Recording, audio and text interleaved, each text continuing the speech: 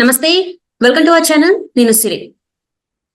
వైసీపీకి ఖాళీ అయిపోతుంది. అంటే ఇప్పటి వరకు మనం చూస్తున్నాం. అందరూ అక్కడ ఉన్న ప్రముఖ నేతలు, కరుడుగట్టిన వైసీపీ నేతలు కూడా పక్క పార్టీల వైపు వెళ్తున్నారు. రాజీనామాలు చేస్తున్నారు వైసీపీకి. అయితే ఇప్పుడు జగన్ గారు అయితే లండన్ వెళ్తున్న తరుణంలో జగన్ గారు లండన్ నుంచి తిరిగి వచ్చేసరికి అయితే ఇంకా వైసీపీ మొత్తానికే ఖాళీ అయిపోతుంది. ఇప్పుడు ఎవరెవరైతే ఉన్నారో వాళ్ళు కూడా బయటకు వచ్చే అవకాశాలు ఉన్నాయని చెప్పేసి మనకి వార్తలు వస్తున్నాయి.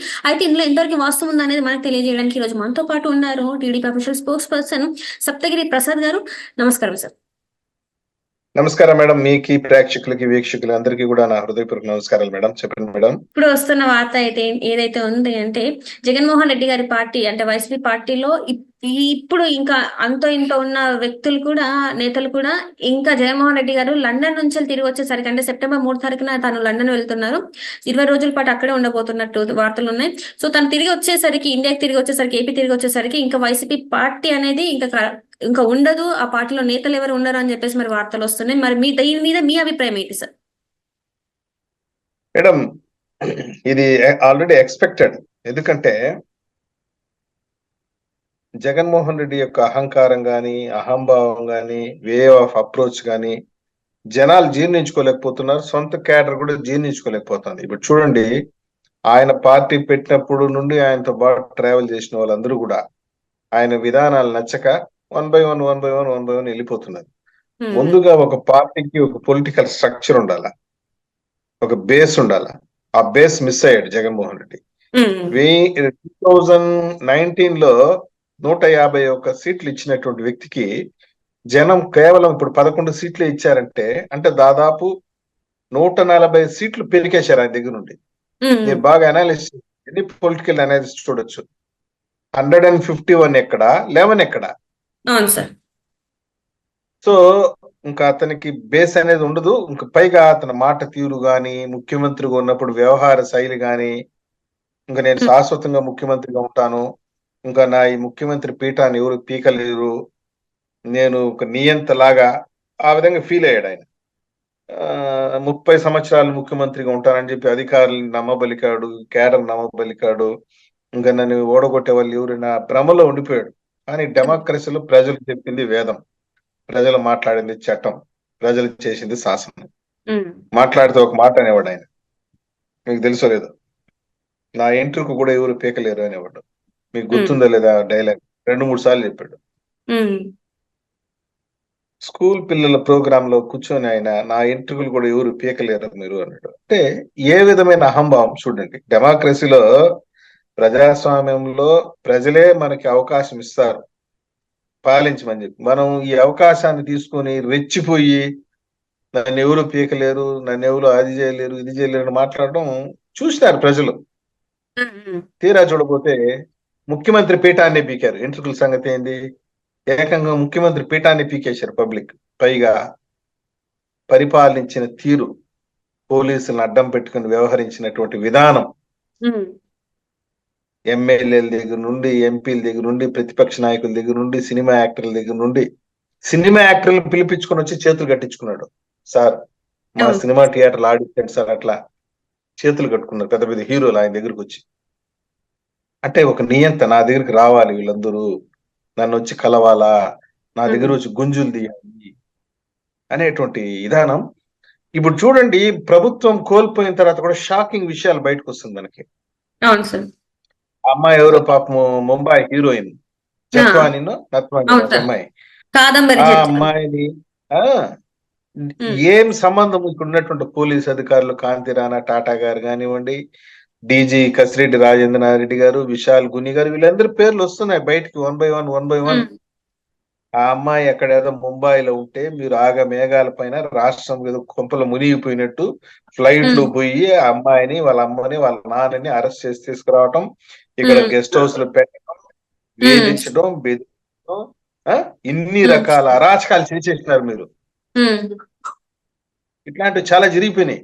ఇంకా పబ్లిక్ ఇంక ఓర్చుకోరు. జగన్మోహన్ రెడ్డి గారు, నేను చెప్తున్నా, ఎప్పుడో చెప్పా నేను, వైల్డ్ వుల్ఫ్ ఛానల్లోనే చెప్పా, పార్టీ పెడతారు చూసుకో అని. ఎందుకంటే పవర్ ఉంది, ఉన్నారు, పవర్ పోయింది, ఇప్పుడు ఉండదు నీ పైన. ఇప్పుడు మేడం కొందరు నాయకులు ఉంటారు, ఆ నాయకుల దగ్గర అధికారం లేకపోయినా సమీప భవిష్యత్తులో వీడు ఏది అవ్వడన్నా కానీ ఏ పదవులు రీచ్ కాడన్నా కానీ జనాలు ఆయన వెనకాల నడుస్తారు. ఉమ్, అంటే ఆ క్యాలిబర్, ఆ శక్తియుక్తులు ఉంటాయి. నీ దగ్గర ఏం క్యాలిబర్ ఉంది, ఏం చూసి నడవాలి నీతో పాటు క్యాడర్. ఉమ్, కాబట్టి జగన్మోహన్ రెడ్డి లండన్ పోవటము, మళ్ళీ రావటము, వచ్చే లోపల తాడేపల్లి ప్యాలెస్ లో ఉన్నటువంటి పార్టీ ఆఫీసుకి లాక్ బోర్డు పడిపోతుంది, క్యాడర్ ఉండదు, క్రమక్రమంగా జీరో అయిపోతుంది. ఉమ్. ఎన్టీఆర్ టీడీపీ అనేసి ఒకటి పెట్టింది చూసి, లక్ష్మీ పార్వతి ఒక పార్టీ పెట్టింది చూశారు, మీకు గుర్తుందో అవును లేదా? సార్, అవును సార్, అవును. లక్ష్మీ పార్వతి పార్టీ కన్నా ఘోరంగా తయారవుతుంది. ఉమ్, జగన్మోహన్ రెడ్డి కూడా కేఏ పాల్ మాదిరి తయారై పిచ్చి పిచ్చిగా మాట్లాడడం స్టార్ట్ చేస్తాడు. మీరు కావాల్సుకుంటే చూడండి, ఉమ్, ఇది జరుగుతుంది, ఉమ్. జరిగి తీరుతుంది. Right sir. అంటే ఇప్పటివరకు అంటే జగన్మోహన్ రెడ్డి గారికి వీర విధేయుడుగా అనుకున్న వాళ్ళు, వైసీపీ పార్టీకి కరుడు కట్టిన ఇంకా వైసీపీ వాదం జగన్మోహన్ వాదం అనుకున్న వాళ్ళు కూడా బయటకు వస్తున్న తరుణంలో మరి ఈ కొంతమంది ఎవరైతే ఉన్నారో అంటే జగన్మోహన్ రెడ్డి గారు ఢిల్లీ వెళ్ళే టైం కోసం ఎదురు చూస్తున్నారా పార్టీ మారడానికి? ఇది ఇలా మేడం చూడొచ్చు. ఇక్కడ మేడం పాలిటిక్స్ లో ఎట్లుంటుందంటే, మీడియా ముందరకు వచ్చి ఒక మాట్లాడతారు, మీడియా వెనక వేరే వ్యవహారం నడుస్తూ ఉంటది.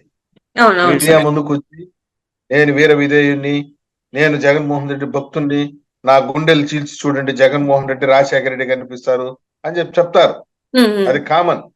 కానీ బిహైండ్ ద స్క్రీన్ వేరే పాలిటిక్స్ జరుగుతుంది. Right right. డాక్టర్ దగ్గర పోతే డాక్టర్ ఏం చేస్తాడు, ఫస్ట్ రోగిని చూసి నీకేం బాగాలేదు, బాగానే ఉన్నావు, ఆరోగ్యంగా ఉండు, ధైర్యంగా ఉండు, మంచి ఫ్రూట్స్ గీట్స్ తినట్టు, అంతేగాని నువ్వు చచ్చిపోతావు నువ్వు చెప్పు డాక్టర్ పేషెంట్ దగ్గర పోతే. సేమ్ పరిస్థితి జగన్మోహన్ రెడ్డి కూడా. బాగానే ఉంది, నీ పరిస్థితి ఏం లేదు, ఇబ్బంది ఏం లేదు, ధైర్యంగా ఉండు అంటారు. ఇంకా పార్టీ ఎత్తిపోయింది. ఒక రకంగా చెప్పాలంటే వైసీపీ సాన్ వెంటిలేటర్ పైన ఉంది పార్టీ. రేపు పొద్దున ఈయన లండన్ నుండి వచ్చేటప్పుడు వెంటిలేటర్ తీస్తే మార్చికి వెళ్ళిపోతుంది పార్టీ, ఇంకేం సందేహం పడలేదు అంత. కాబట్టి పైగా ఇంకొకటి ఏంటంటే, వైసీపీ కూడా మొత్తం కమర్షియల్ ఎలిమెంట్స్ తో కూర్చుకున్నటువంటి పార్టీ, ఏదో ప్రజలకు సేవ చేయాలని వచ్చిన పార్టీ కాదు. అధికారం కోసం అధికారం సాధించింది, పోయింది.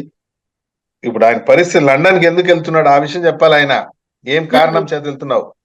ఇన్వెస్టర్స్ అందరూ ఆయన ఒత్తిడి చేస్తున్నారు, పెట్టుబడులు పెట్టిన వాళ్ళంతా కూడా తిడుతున్నారు, మా డబ్బులు మాకు రిటర్న్ ఇవ్వు, మా చేసినావు అది చేసినా అని. ఆ గోల్ నుండి తప్పించుకునేదానికి లండన్ వెళ్ళిపోతున్నాడు.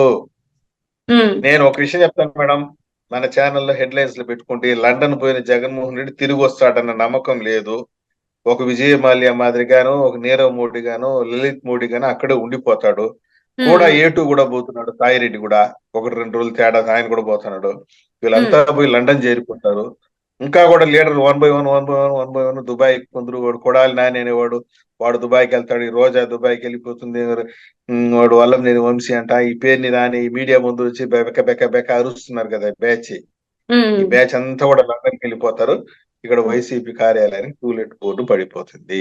లండన్ అంటే లండన్ కాదులేండి, వేరే వేరే దేశాలకు పోయి అక్కడ ఏమైనా హోటల్లో గిట్టలో పని చేసుకున్న ఆశ్చర్యపోమని వీళ్ళు. అంటే ఇక్కడ ఇంతగానం పనిచేసి మీరు అక్కడ హోటల్లో పనిచేస్తారంటారా? మరి వైసీపీ నేతలు అక్కడికే తరుముకుంటారు మేడం జనము, మేడం జనం తరుముకుంటారు. ఇంకా ఇప్పుడు చూడండి, పోలీసులు అందరూ వన్ బై వన్ కేసుల్లో బయట వస్తున్నారా? మీరు చూడండి, నెక్స్ట్ జరగబోయేది అరెస్ట్లే. అరెస్టులు తప్పించుకునేదానికి లండన్ వెళ్తున్నారు. ఇందులో పోలీస్ అధికారులు బలి పశువులు అయిపోయినారు. అవును సార్, అవును. ఆ జత్వాని కేసులో కానీ, ఆ లిక్కర్ స్కామ్ లో కానీ, ఆ రెడ్ శాండిల్స్ కేసులో కానీ, ఇంకో కేసులో కానీ, ఆ శాండ్ కేసులు, ఇవన్నీ కూడా కేసులు సిబిసిఐడి నమోదవుతుంది కేసులు. వీళ్ళందరూ దాంట్లో అక్యూజ్డ్ గా ఇరుక్కుంటారు. ఇంకా వీళ్ళు రాజకీయ నాయకులు గమని పారిపోతారు ఫ్లైట్ ఎక్కి. ఇంకా పోలీసులు ఐపీఎస్ అధికారులు పోలేరు కాబట్టి ఇక్కడ ఇరుక్కుంటారు, తగులుకుంటారు, జైలుకు పోయే పరిస్థితి కూడా వస్తుంది. వైసీపీని నమ్ముకున్న నాయకులు మునిగిపోతారు, వైసీపీని వంతబాడినటువంటి ఐపీఎస్ అధికారులు కూడా మునుగుతారు మేడం. మీరేమో రానంటున్నారు, కానీ ఇక్కడ కేసులు అయితే ఉన్నాయి కదా సార్, ఆల్రెడీ కోర్టు కూడా చెప్పింది విచారణకి. ఇప్పుడు కోర్టు మేడం, విజయ్ మాల్యా పైన కూడా చాలా కేసులు ఉంది. కోర్టు పర్మిషన్ తోనే లండన్ పోయినాడు, ఇప్పుడు 10 ఏళ్ళు అయింది, రాలేదు. జగన్మోహన్ రెడ్డి కూడా కోర్టు పర్మిషన్ తో పోతాడు, లండన్ లో ఆడేనా తలదాచుకుంటాడు, ఏడ దాముకుంటాడు. మరి ఇప్పుడు ఇంకా కేసులు ఇప్పటి వరకు ఎన్ని స్కామ్లకి ఇప్పుడు ఏదైతే ఇసుక మాఫీ ఇక్కడ చూసాం, లిక్కర్ స్కామ్ చూసాం, ఇసుక స్కామ్ చూసాం, అన్ని రకాల స్కామ్లు ఇక్కడ జరిగాయి కదా సార్. మరి వాటికి ఇంకా అంతేనా, ఇవి మర్చిపోవాల్సిందేనా మనం? మరి ఈ గత 5 సంవత్సరాలు ఏదైతే అందరూ అనుభవించారో దానికి ఇంకా లేదంటారా? జగన్మోహన్ రెడ్డి సెంట్రిక్ గా ఈ కేసులు జరిగింది. ఉమ్, కింద స్థాయి ఐఏఎస్ గాని మంత్రులు గాని వాళ్ళందరూ ఉన్నారు కదా స్కాముల్లో, చిన్న స్థాయి ఉద్యోగులు, ఎవరిని వదిలే ప్రసక్తి ఉండదు, అందరిని కూడా కేసులు ఇరికిస్తారు. జగన్మోహన్ రెడ్డికి లండన్ పారిపోవచ్చు, అవసరమైతే రెడ్ కార్నర్ నోటీస్ ఇస్తాము, పట్టుకొని ఉమ్, వచ్చేస్తాము, అవసరమైతే ఒక స్పెషల్ టీం పోతుంది. ఉమ్, స్పెషల్ టీం పోతుంది మేడం, ఇక్కడ నుండి ఒక 20 మంది ఆఫీసర్స్ పోతాము. Um, Indian embassy, London embassy, Britain embassy contact అయ్యి తీసుకురావాలంటే కూడా తీసుకొస్తారు. అది it may happen, anything may um, happen. నేరస్తుని రైట్, తీసుకొచ్చి ఇక్కడ చేసే పరిస్థితి. ఫైనల్ గా అయితే ఒక మాట కన్క్లూజ్ చేస్తున్నాను మేడం, ఉమ్, వైసీపీ చాప్టర్ క్లోజ్ అయిపోయింది. రైట్, గతించిన ఓకే, చరిత్ర, వైఎస్ఆర్ కాంగ్రెస్ పార్టీ ఇంకా మరిచిపోవచ్చు. మా రైట్ సార్. మాదిరిగా 43 సంవత్సరాల పార్టీ కాదు అది. మా ఉమ్, ఉమ్, పార్టీ కార్యకర్తలు వానాకు లెక్క చేయకుండా పెట్టిన కేసులను ఎదుర్కొని ఇబ్బందులు పడి పార్టీని నిలబెట్టుకున్నాం ఈ రోజు. మరి నువ్వు నిలబెట్టుకో, అసెంబ్లీకే రాలేని వ్యక్తి నువ్వు. ఉం? Right sir. కాబట్టి forget about Jaganmohan Reddy, forget about YCP, forget about other YCP leaders. That chapter is close. Right sir. Right sir. Thank you so much sir. మీరు మాతో పాటు జూమ్ కాల్ వచ్చిన ధన్యవాదాలు సార్. రైట్.